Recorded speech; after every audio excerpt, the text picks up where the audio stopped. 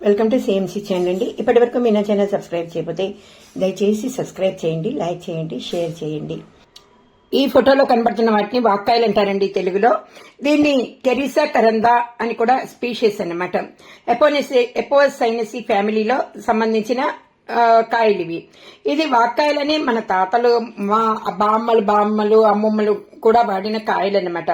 British వాళ్ళు మనకి ఇక్కడ ఉన్నప్పుడు జెల్లీస్ లాగా చేసి పాకం పట్టి దానిలో జామ్లు జెల్లీలు చేసుకున్నారని చెప్పుకునేవాళ్ళు అనమాట. ఈ వాక్కాయకి అంత ప్రసిద్ధి.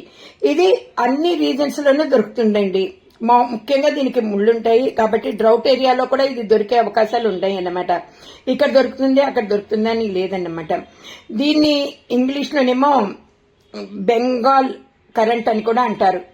దీన్ని క్రైస్ట్ థాన్ అని కూడా అంటారు.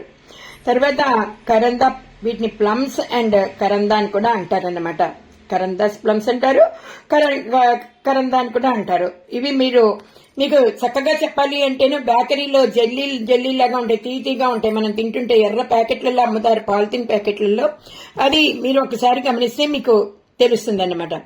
దీనిని మనమైతేనే పప్పు చేసుకుంటాము, పచ్చడి చేసుకుంటాము. వీటిని కొబ్బరికాయతో కలిపి చేసుకోవచ్చు. కొబ్బరి వాక్కాయ పచ్చడి చేయొచ్చు, అనేక రకాల పచ్చడి చేసుకోవచ్చండి. చాలా జలుబు ఉంటుంది అన్నమాట. దీంట్లో అయితేనో మీకు విటమిన్ సి, కాల్షియము, పుష్కలంగా ఫాస్ఫరస్, విటమిన్ ఏ కూడా ఉండే కాయ ఇది అన్ని వర్గాల వారు వాడచ్చు. కాకపోతే ఇది కొద్దిగా జలుబు చేస్తుందని మనం దంచుతున్నప్పుడు రోట్లో, ఇప్పుడంటే మనకి మిక్సీలో వచ్చాయనుకోండి, మా చిన్నప్పుడు రోట్లో దంచుతున్నప్పుడు మనకి జలుబు చేసేదన్నమాట. విటమిన్ సి అయితే పుష్కలంగా ఉన్న కాయల్లో ఇది ఒక కాయ అన్నమాట. దీన్ని పప్పు సులభంగా ఎలా చేసుకోవాలో మనం ఈ వీడియోలో చూద్దాము.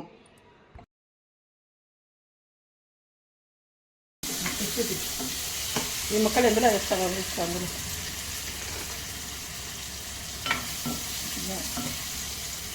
పసుపు, ఉప్పు,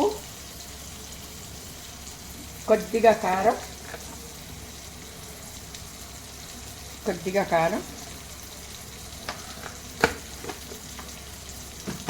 కొంచెం మగ్గనివ్వాలండి. ఇట్టే మగ్గిపోతుంది. ఇది ఎక్కువ సమయం ఏం పట్టదు, 5 నిమిషాలు. మీకు ఇలా ఉన్న ముక్కలు చూడండి, ఇలా మీకోసం కొన్ని ముక్కలు పక్కకు తీసాం. ఇలాంటి ముక్కలు కొన్ని తీసేసుకుని ఇలా ఉన్న ముక్కలు ఈ రంగులోకి మారిపోతాయి.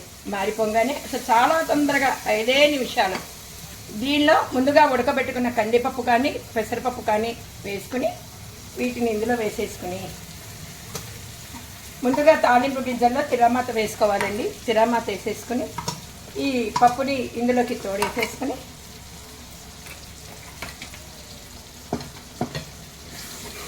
చక్కగా మెత్తగా కలుపుకుంటే ఔషధి గుణాలున్న కాయ అండి ఈ వాక్కాయకి ఉప్పు, కారం అవన్నీ వేసి చక్కగా చేసుకుంటేనే జలుబు చేస్తుంది, అది వాస్తవం. కానీ విటమిన్ సి పుష్కలంగా ఉన్న ఒక ఆయుర్వేదం కాయల్లో వాక్కాయ కూడా ఒకటిగా మనం పరిగణించవచ్చు అన్నమాట. అయిపోయింది పప్పు. చూడండి, ముందుగా ఉడకబెట్టుకుని కుక్కర్లో వేసుకున్నది. కావాలంటే మీ కన్సిస్టెన్సీ కొంచెం పలుచగా కావాలంటే పలుచగా చేసుకోవచ్చు, గట్టిగా ఇలా వేసుకోవచ్చు. ధన్యవాదాలు.